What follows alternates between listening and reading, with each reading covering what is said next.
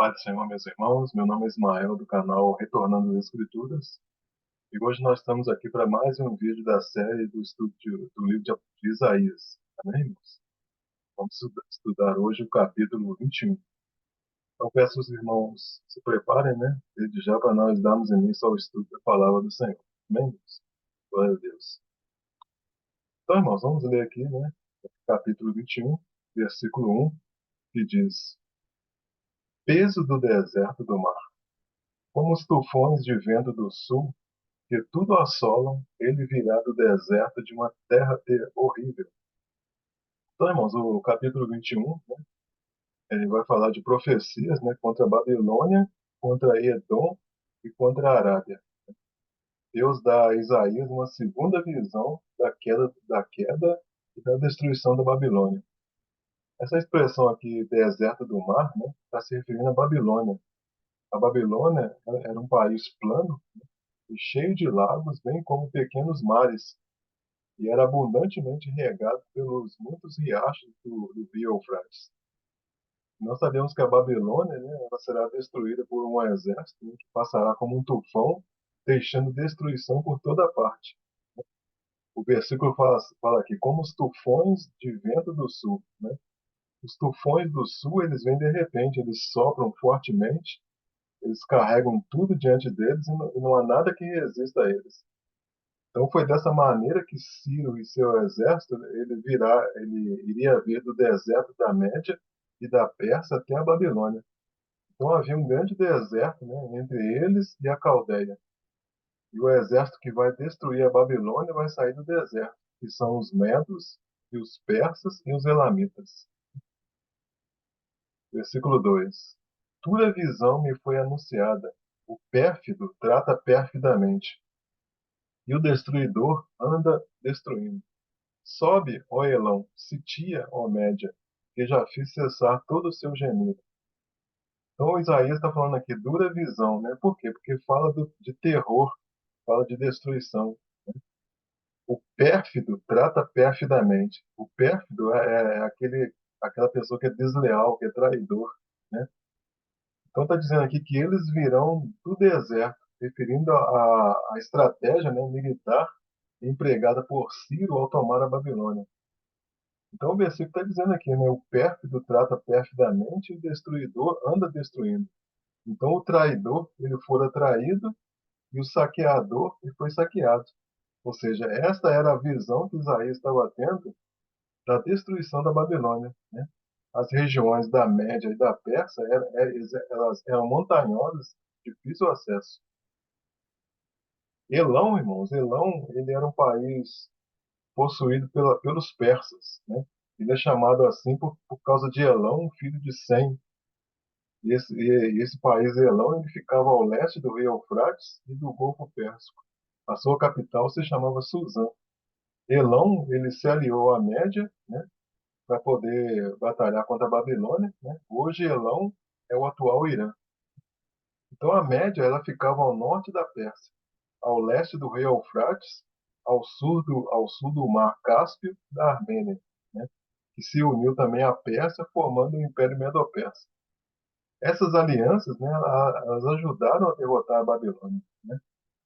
Aí quando o versículo diz, né, as expressões sobre sobe e sitia, né, é uma ordem às nações para que atacassem a Babilônia. E a expressão já fiz cessar todo o seu gemido significa que os gemidos que a Babilônia causou durante as suas conquistas, agora era a vez da Babilônia começar a gemer por causa do surgimento de uma nova potência mundial. Versículo 3, 21, 3, né? Por isso os meus lombos estão cheios de angústia, dores se apoderam de mim, como as dores daquele que dá a luz.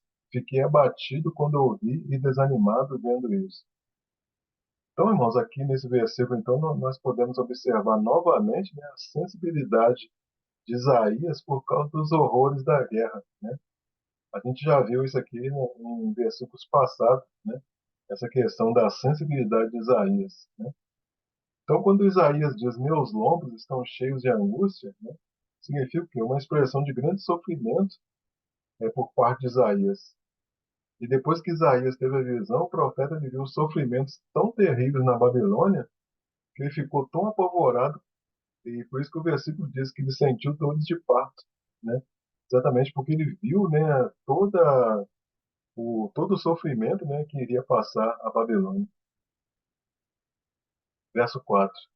O meu coração se agita, o horror apavora-me.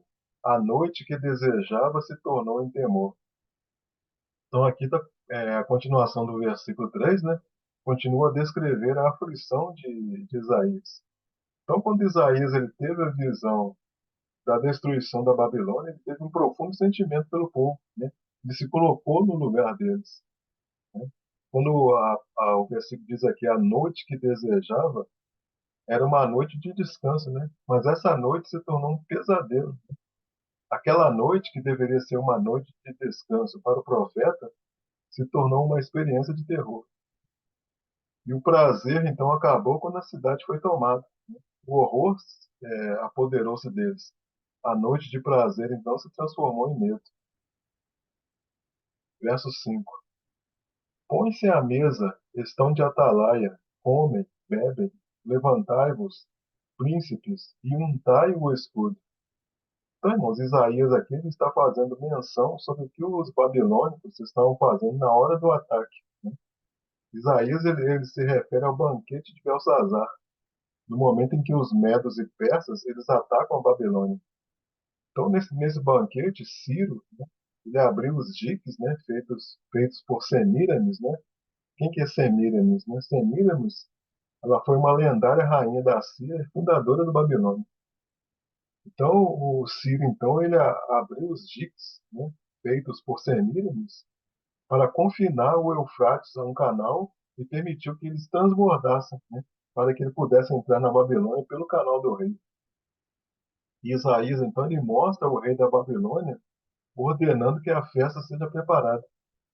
Isaías, então, convida eles, né, os babilônicos, para se levantarem e untarem os escudos. Então, Isaías encoraja os príncipes e soldados a ungirem seu escudo, ou seja, a se prepararem para a guerra. Era isso que eles deveriam ter feito. Aqui, irmãos, não significa que Isaías estava na Babilônia, né? Mas no momento da visão, Isaías viu o banquete e viu que eles não estavam preparados para a batalha. Mas foi algo que Isaías falou para ele mesmo na sua mente. Então, os escudos eles eram feitos de várias camadas de couro, né, esticadas sobre um aro metálico. De vez em quando era necessário untar com óleo para não deixar o couro ressecar e rachar as partes metálicas e enferrujar. Versículo 6. Porque assim me disse o Senhor: vai, põe uma sentinela, e ela que diga o que viu. Então, irmãos, aqui, né, Isaías, ele se posiciona como se ele estivesse na Babilônia.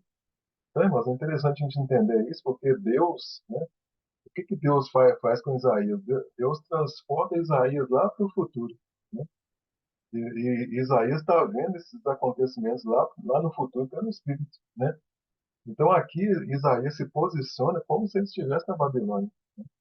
E estando lá, o Senhor disse para ele colocar uma sentinela na torre, para anunciar o que havia de acontecer, né? Então, da mesma forma, né, João, né, diz lá no Apocalipse: achei-me em espírito, né? Então, é como se o Senhor Deus tivesse transportado João do primeiro século, né, porque João vivia no primeiro século. Então, João foi transportado do primeiro século para o dia do Senhor, né? Então, achei-me em espírito, né? O espírito dele foi transportado para o dia do Senhor. Isaías, então, ele teve uma experiência semelhante, né? Não igual, mas semelhante. Por quê? Porque a sentinela é o próprio Isaías, né? A sentinela deveria dizer o que estava vendo, né?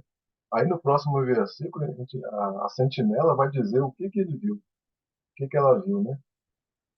Versículo 7. E quando vir um carro com um par de cavaleiros, um carro com jumentos e um carro com camelos, ela que observe atentamente com grande cuidado.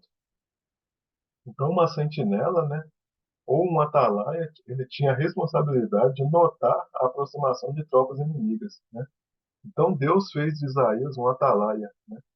Então, nós podemos comparar isso com lendo Abacuque, capítulo 2, versículo 1, que diz assim: Sobre a minha guarda estarei, e sobre a fortaleza me apresentarei, e vigiarei para ver o que falará a mim, e o que eu responderei quando eu for arguido.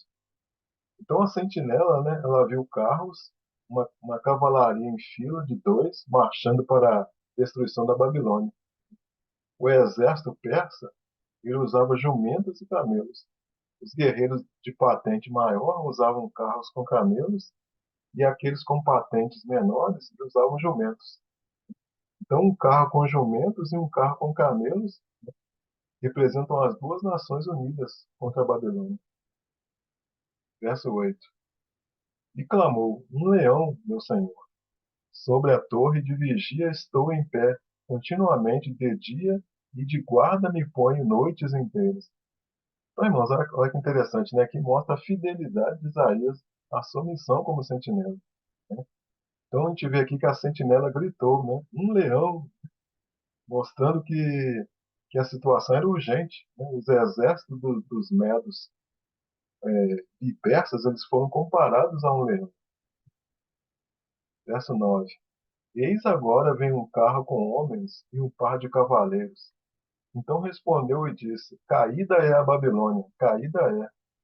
E todas as imagens de escultura dos seus deuses quebraram-se no chão. Então aqui a sentinela, ela gritou novamente, né? Aí vem um bando de cavaleiros em pares, descrita lá no versículo 7. Então o vigia ele deveria procurar qualquer um que viesse em seu caminho para trazer notícias sobre a batalha. Quando o atalaia anunciou a aproximação do exército, Deus respondeu: Caída é a Babilônia, caída é. Então, irmãos, a repetição caída é a Babilônia, né, é para dar ênfase, ou seja, para dar certeza de que ela foi destruída. Né? Quando a gente vai lá para o livro de Apocalipse, né, capítulo 14, versículo 8, diz assim: ó, Um segundo anjo seguiu dizendo: Caiu, caiu a grande Babilônia, que a todas as nações deu a beber do vinho da ira da sua prostituição.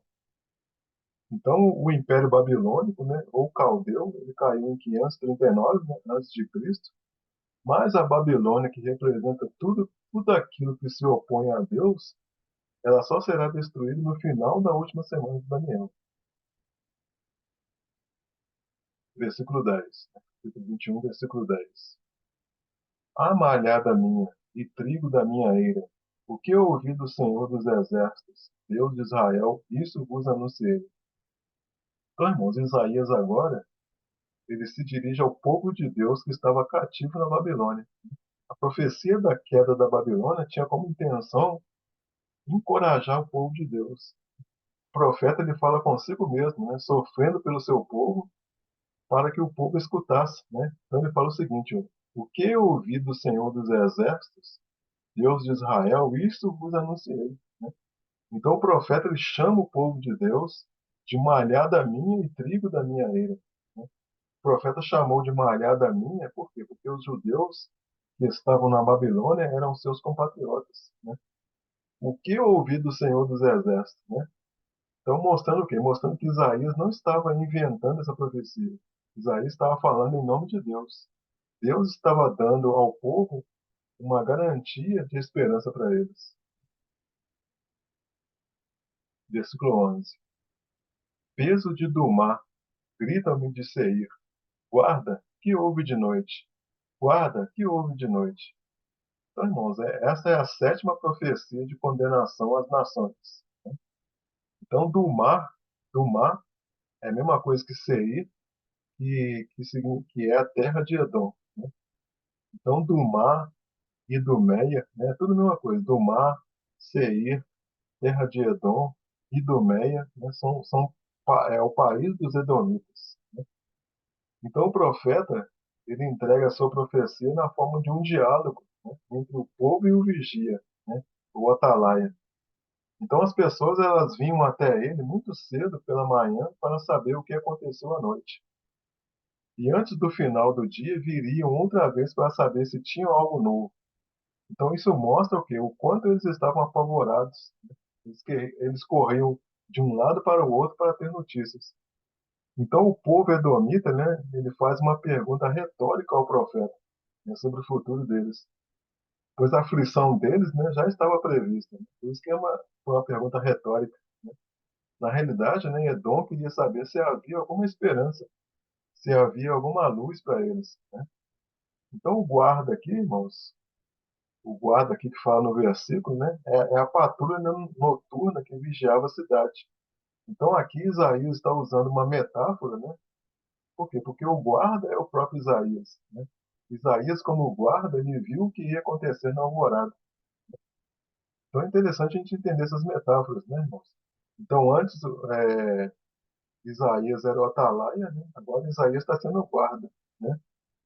Então Isaías está usando uma metáfora, né? Por quê? Porque o guarda era ele mesmo, né? E Isaías viu o que ia acontecer na manhã seguinte, na alvorada. Então, para a Babilônia, Isaías foi o atalaia, né? Agora, em Edom, ele será um grande guarda da noite. Então, mano, tá bom, vamos falar um pouquinho sobre Edom, né? É interessante a gente entender um pouquinho sobre Edom. Então, Edom, né, ele é descendente de Esaú, né? Edom é uma região inóspita, né, de areia vermelha, né?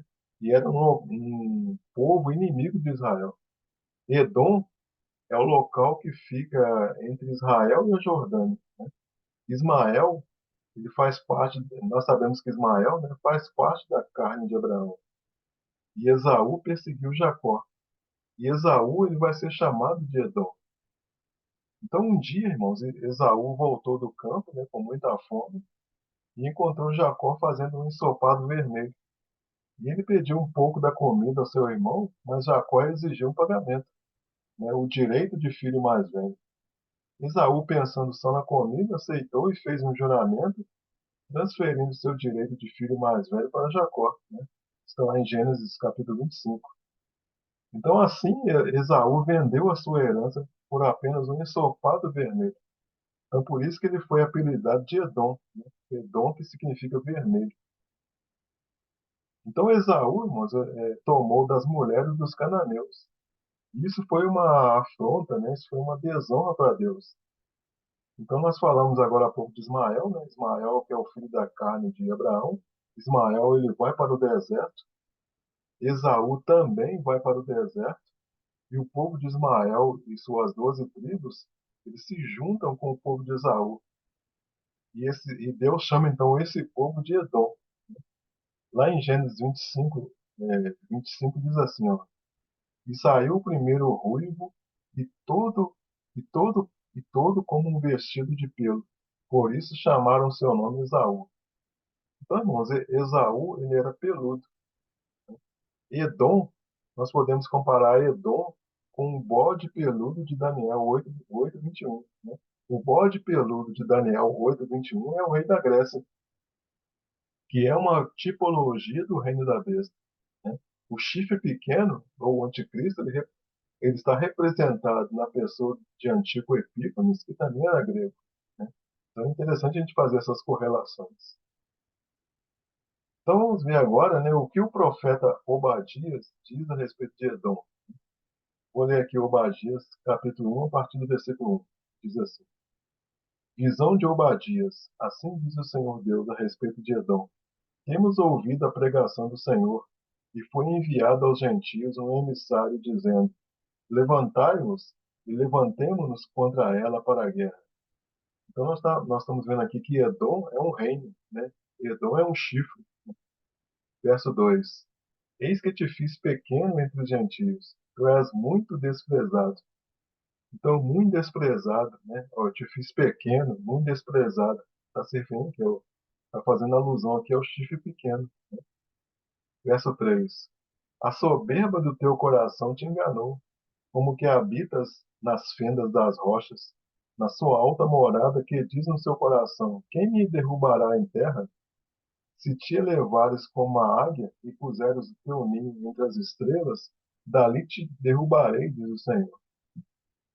Então a gente está vendo aqui, irmãos, a soberba de Edom, né? Ele quer ir até as estrelas do céu, né? Então, enquanto o exército do anticristo vem do norte, né, Cristo ele vem do sul.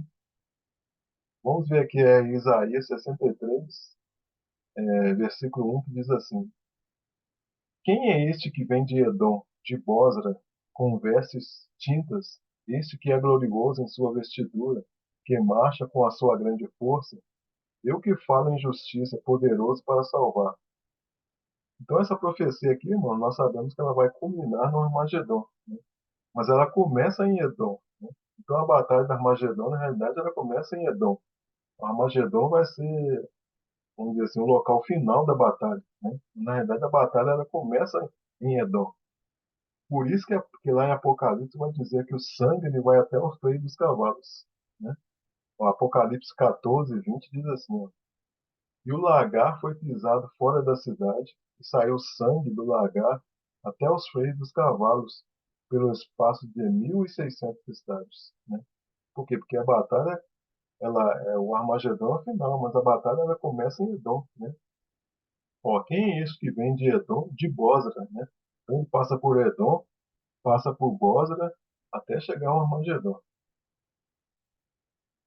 Vamos ver Ezequiel 39, versículo 11. Naquele dia darei ali a Gog um lugar de sepultura em Israel, o vale dos viajantes, ao oriente do mar. Espantar-se-ão os que por ele passarem. Nele sepultarão a Gog e a todas as suas forças, e lhe chamarão o vale das forças de Gog. Então, irmãos, em que lugar vai ser enterrados os ossos do anticristo, né? Então aqui está falando vale da multidão de Gog, né? Que tem alusão a Geena e faz alusão a Edom, né?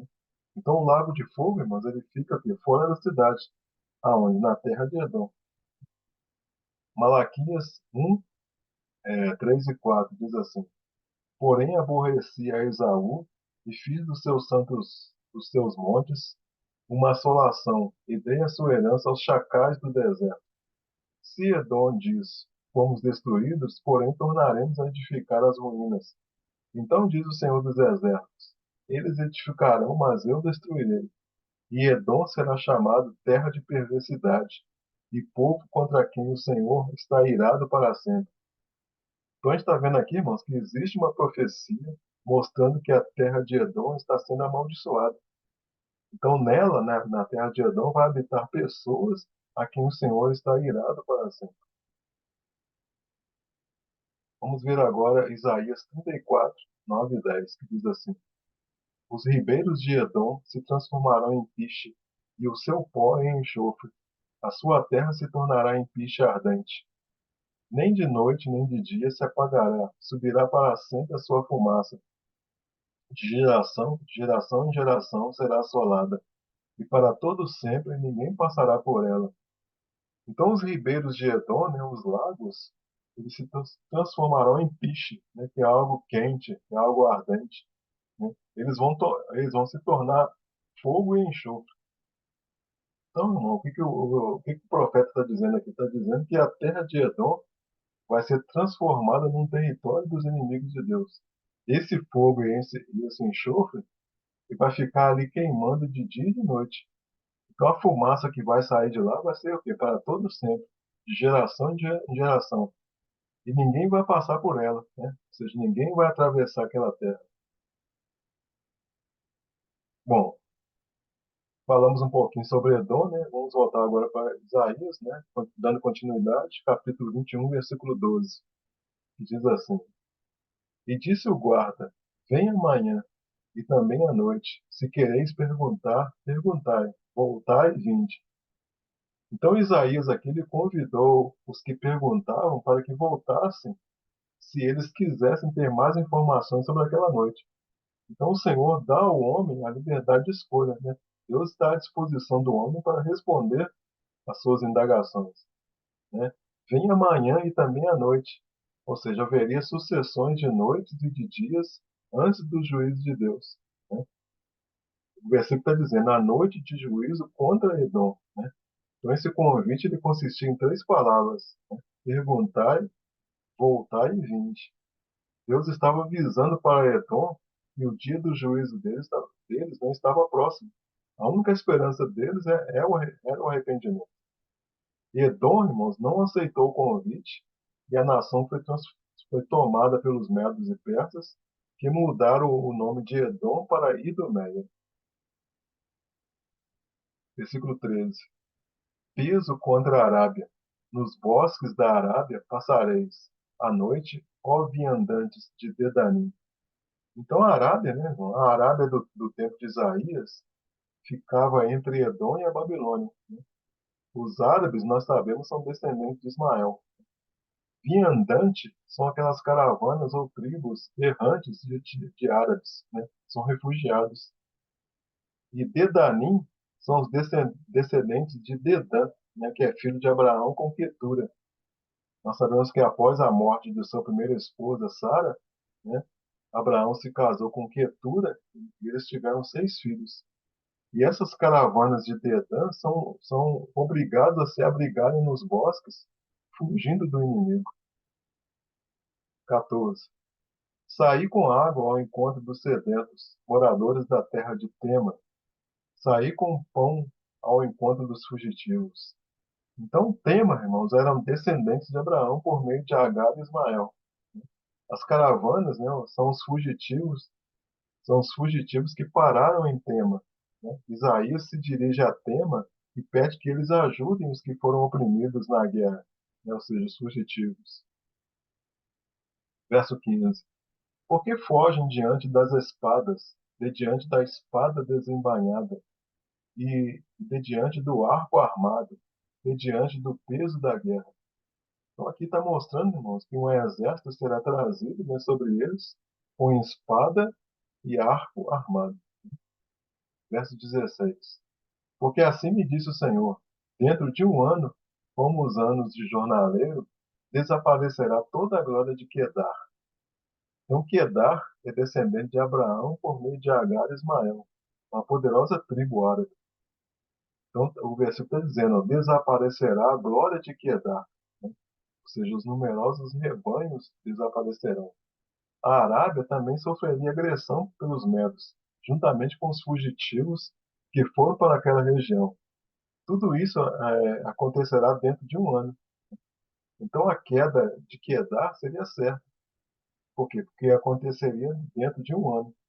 Contudo, como eles contavam com um exército poderoso, eles durariam mais um tempo, mas a sua queda vai ocorrer dentro de um ano, né, como diz a palavra do Senhor aqui. E por fim, né, versículo 17, e os restantes do número dos flecheiros, os poderosos dos filhos de Quedar, serão diminuídos, porque assim disse o Senhor, Deus de Israel. Então aqui está mostrando que o restante do exército poderoso de Quedar seriam diminuídos.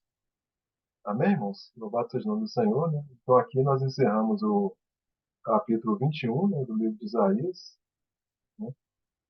Espero que os irmãos tenham compreendido, né? Caso haja alguma dúvida, os irmãos podem usar os comentários, né?